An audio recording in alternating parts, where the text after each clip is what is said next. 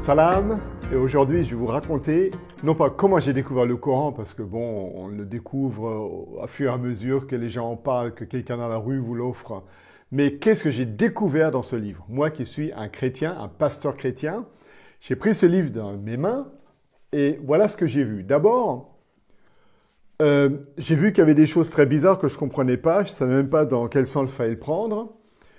On pourrait dire que ce sont des nouilles chinoises, évidemment que ce n'en est pas, parce que tout le monde sait que c'est de l'arabe. De l'arabe. Ben, c'est quoi l'arabe? Alors, je suis allé sur Wikipédia, je me suis un peu renseigné pour voir qu'est-ce que c'est l'arabe. Ben, l'arabe, il y a un alphabet. Un alphabet qui commence alif, ba, tha. Ah, j'ai dit, tiens, c'est intéressant parce que le mot alphabet en français vient du grec alpha, bêta, et l'alphabet arabe commence avec alif, bet. Donc, ça a un peu les mêmes sonorités. On a la même chose en hébreu, alif bet, en araméen, aleph bet, en syriaque, olaf, bet. Ça commence de la même manière. Alors, ça veut dire que pour moi, le Coran, eh bien, tout d'un coup, je me suis rendu compte que ça venait pas directement boum du ciel comme un météorite d'une autre planète, de Jupiter, quelque chose comme ça, mais qu'il y avait un alphabet qui ressemblait, en tout cas, à ce que je connaissais ou ce que je pouvais connaître. Et en plus, le musée national de Riyad, en Arabie Saoudite, que j'ai visité plusieurs fois, me dit que l'alphabet arabe provient de l'araméen. L'araméen, c'est quoi? C'est la langue que parlait le Christ, c'est la langue qu'on parlait en partie dans l'Ancien Testament.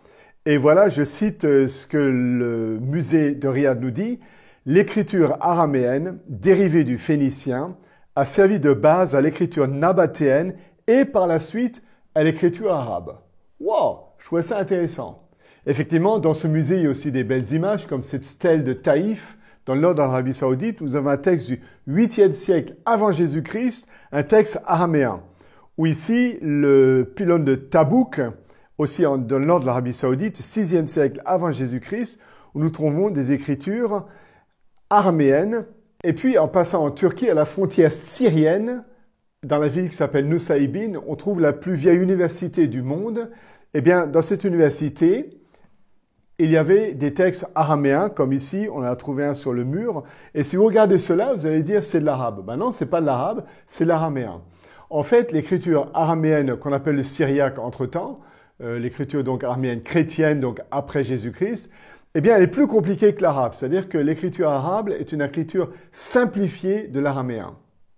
Ensuite, en lisant un livre chez un de mes amis en Californie, un gros livre sur les manuscrits arabes, je me suis rendu compte que avant le Coran, personne n'utilisait l'alphabet arabe. À part deux textes que nous avons, deux textes araméens et des textes chrétiens. Ça veut dire que avant le Coran, personne n'utilisait l'alphabet arabe, à part deux manuscrits que nous avons, qui sont des manuscrits chrétiens. Alors là, ce qu'on fait, c'est de regarder ce qu'on voit comme un peu un policier qui ramasse des choses sur le lieu de l'accident.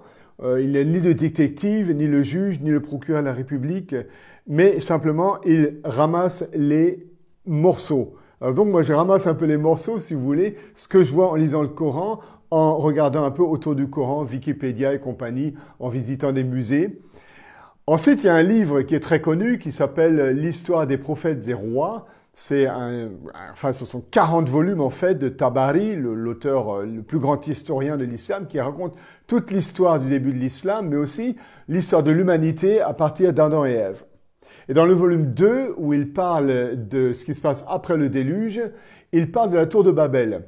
Et Tabari nous dit dans ce volume, dans ce livre, l'histoire des prophètes et des rois, que la langue universelle de l'humanité, donc avant la tour de Babel, eh bien, c'était quoi? C'était l'araméen. La langue originelle de l'humanité est la langue de Jésus.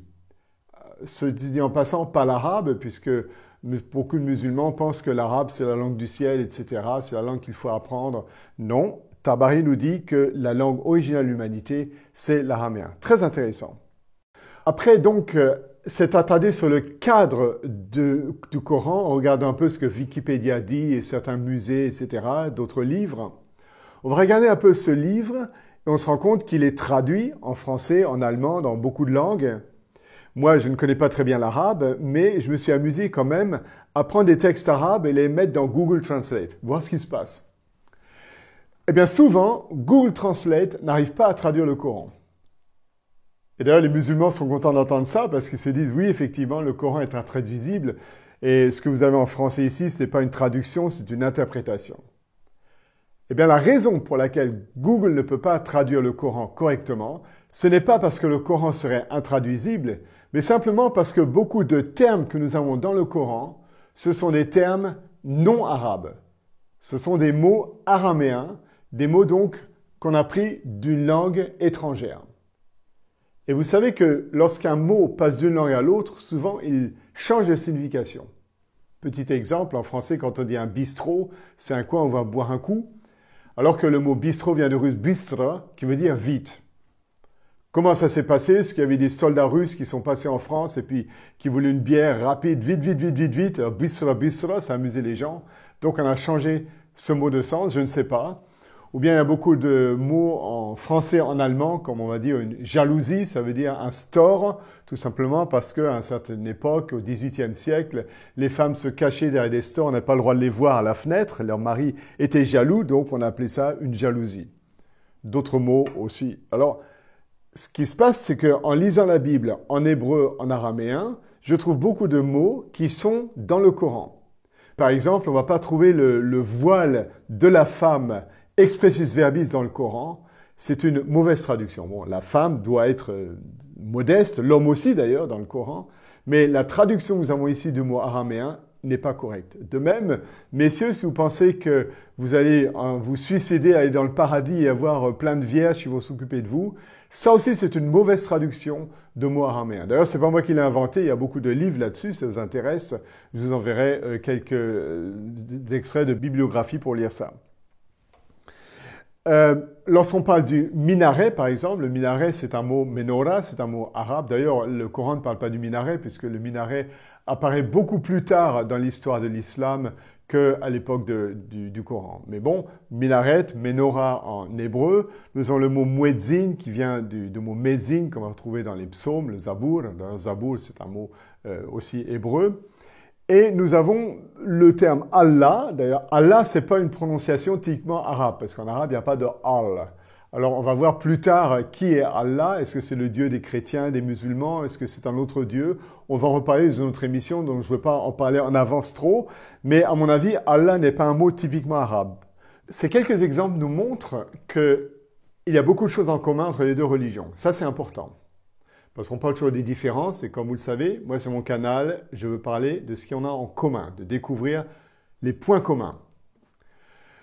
La prochaine fois, on va prendre beaucoup d'autres exemples, comme par exemple la terminologie coranique et aussi la terminologie islamique. Inch'Allah, Alhamdulillah, et tous ces termes qu'on va retrouver dans la Bible et dans le christianisme. Ça va être passionnant, vous allez voir. Et puis aussi les histoires du Coran. Et enfin, ça c'est ce qui va nous prendre beaucoup de temps, beaucoup d'émissions, la théologie du Coran comparée avec la théologie de la Bible. Mais ce que je vais simplement vous dire aujourd'hui, c'est que nous avons beaucoup de choses à découvrir. C'est-à-dire que les musulmans auront du plaisir à découvrir que beaucoup de choses qu'ils connaissent sont dans la Bible et que les chrétiens vont découvrir beaucoup de choses qui sont dans la Bible et qu'ils vont retrouver dans le Coran. C'est super intéressant, non, vous ne trouvez pas? Moi, je trouve que c'est passionnant. Et ben voilà, c'est ce que je vais vous dire aujourd'hui. Donc à la prochaine fois, n'oubliez pas de vous abonner si vous ne l'avez pas encore fait, de mettre un petit pouce vers le haut si vous avez apprécié cette émission et j'attends avec impatience vos commentaires, vos questions et vos critiques. Salam alaikum.